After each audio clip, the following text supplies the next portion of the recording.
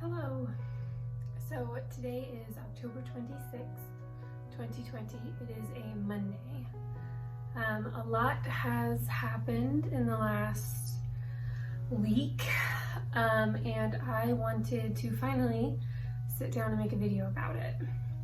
Excuse my hair, I don't know. Okay. So last Sunday, not yesterday, but last Sunday, around 8 o'clock, I started having consistent contractions, and I waited it out a little bit till around 10-ish, and then Tim and I decided I should probably go in and get checked out at the hospital here on base, just to make sure everything's okay. When I got there, they put me on the monitors. They monitored me for a little while, and they noted the contractions, and they were getting kind of close. So they gave me a cervix check, and I was at like a 1.5. And then they monitored me a little bit more, and they went ahead and gave me another cervix check, I think an hour or two later. And at that point I was at a 3. So at that point, they decided to start the process to get a transport to a different hospital that has a NICU. That's about an hour away. And while we were waiting for the transport, they put me on a magnesium drip.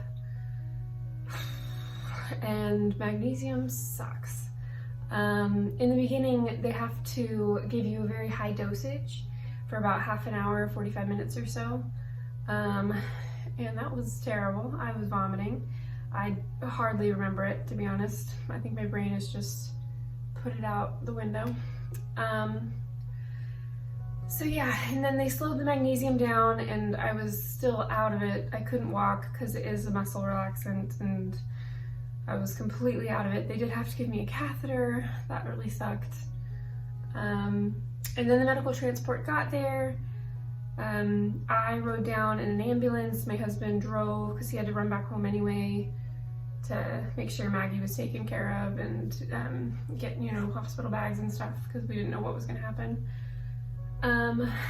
So I got down to the hospital down an hour away. We got there very quickly, so I know the ambulance driver was speeding, which is fine. I appreciate it, I guess.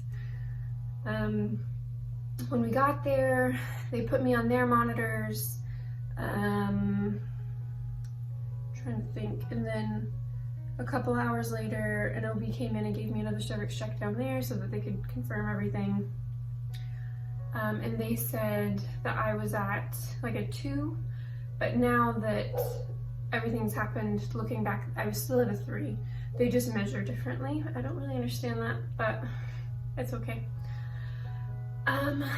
So I stayed on the monitors, stayed on the magnesium drip forever. They gave me the steroid shots. One round consists of 2 shots that are 24 hours apart. So I got 1 round of shots. And the steroid shots are supposed to, if I did deliver, it would help strengthen the lungs and brain of the babies. Just so they aren't too premature. Because I was 32 weeks in like 5 days. So a little early. But the magnesium eventually did slow the contractions way down. Sorry, something's whistling. And then, trying to think. Yeah, so I was on that for quite a while. Then they took me off the magnesium on Tuesday because it did take quite a while for the contractions to stop. So they kept me on the magnesium forever, which really sucked.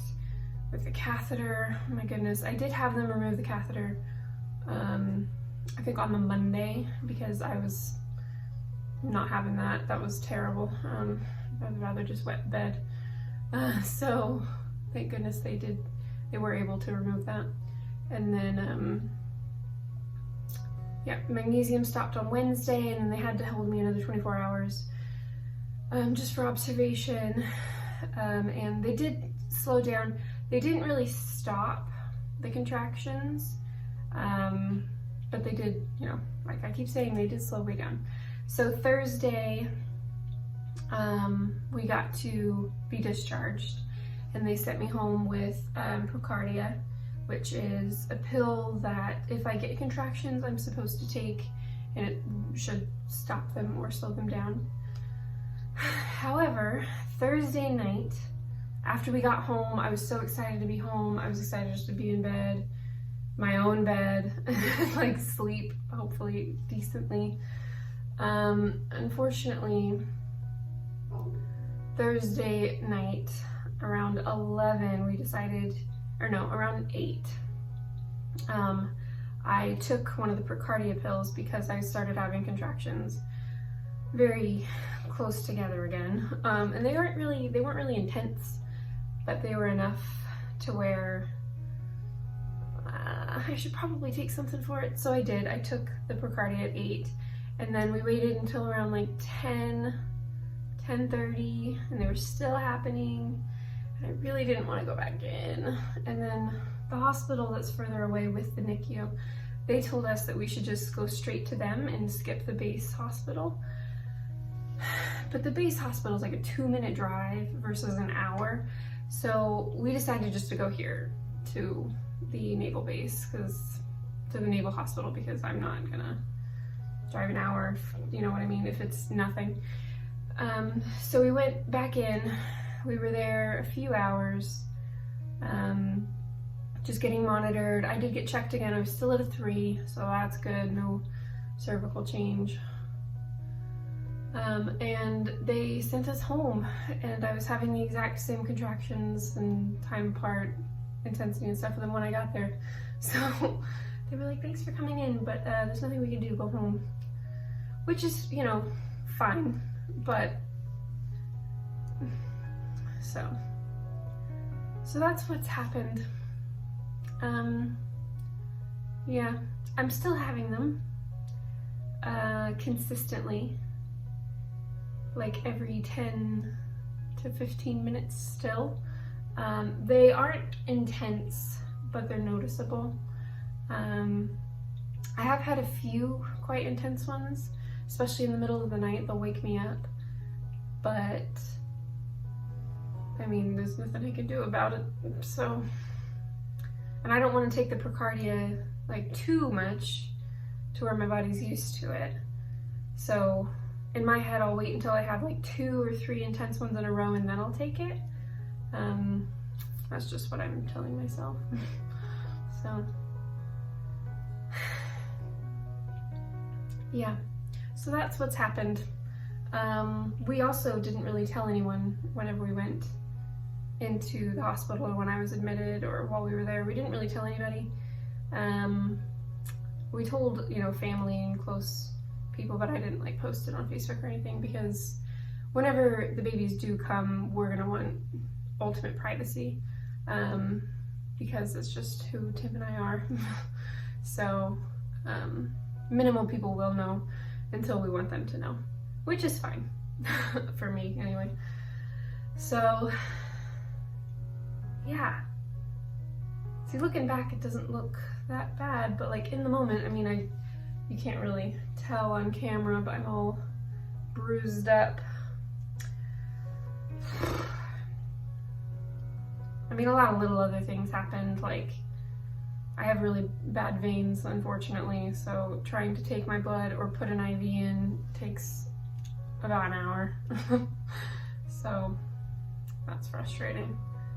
The food was crap, but I mean, it's hospital food, so it's free. Well, not free, because, you know, insurance pays for it. Yeah. Trying to think what else happened. Maggie was taken care of by a friend, and her husband did a wonderful job taking care of Maggie. She was super happy. They took her to school, her daycare, and picked her up, fed her dinner, and put her to sleep and everything. And Maggie's become very close with them, so that's really good. I really like that. Yeah. So here we are. I'm sitting here, you know, 33 weeks and 5 days pregnant with twins still.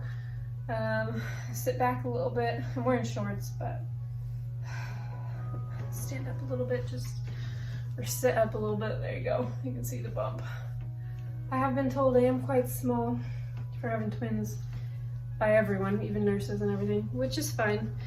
The babies are measuring, as of last Monday now, a week ago, they were measuring 4 pounds, 3 ounces for Eva, and then August is 4 pounds, 11. But now that it's been a week, I'm sure they've gained a pound each. So, not really sure how much they weigh currently, but I do have a follow-up appointment, or an appointment with my OB on Wednesday, so when I hit 34 weeks. And I am going to try to convince her, or at least ask her if she'll allow me to deliver earlier, possibly 35 weeks in a few days if needed, but like, I'm so miserable. I can't sleep. I'm having contractions all day, all night. My stomach is so sore because like, I feel like I've been doing sit-ups for the past week and a half. Like, I'm just done. And my tailbone is like the area, like my lower back is numb. And I know it's probably like a pinched nerve or like pressure or something, but it's completely numb. And I can feel my spine and like my tailbone grinding every time I move. So I'm trying to stay upbeat, positive while on bed rest, of course. Yeah, I don't know if I can keep going all the way to 38 weeks like this.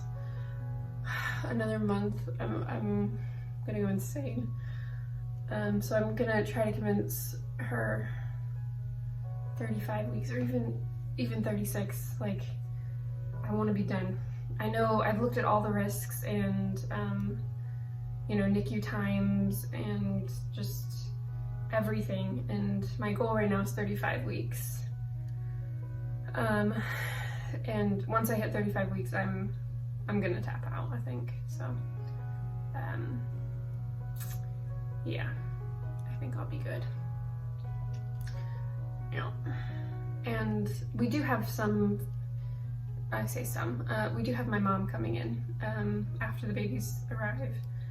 And then eventually my sister will come in as well, just to meet them and visit and help out. And Tim, actually, he is able to take off work from now until the babies come, because I am on bed rest and I can't really get up the stairs by myself, or like do anything. So he's doing everything, including like with Maggie and stuff, and his chain of command is being very lenient and letting him stay home to take care of me, so that's really great. That was my dog, sorry. Okay, I think that's everything. If you know me personally and have any questions, just reach out. Other than that, I'm gonna try to keep everybody updated as much as possible, possibly make more videos.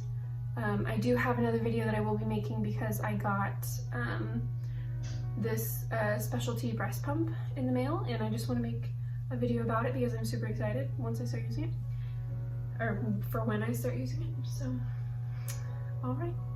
Thank you so much for watching this super long video. Hope everyone's doing well.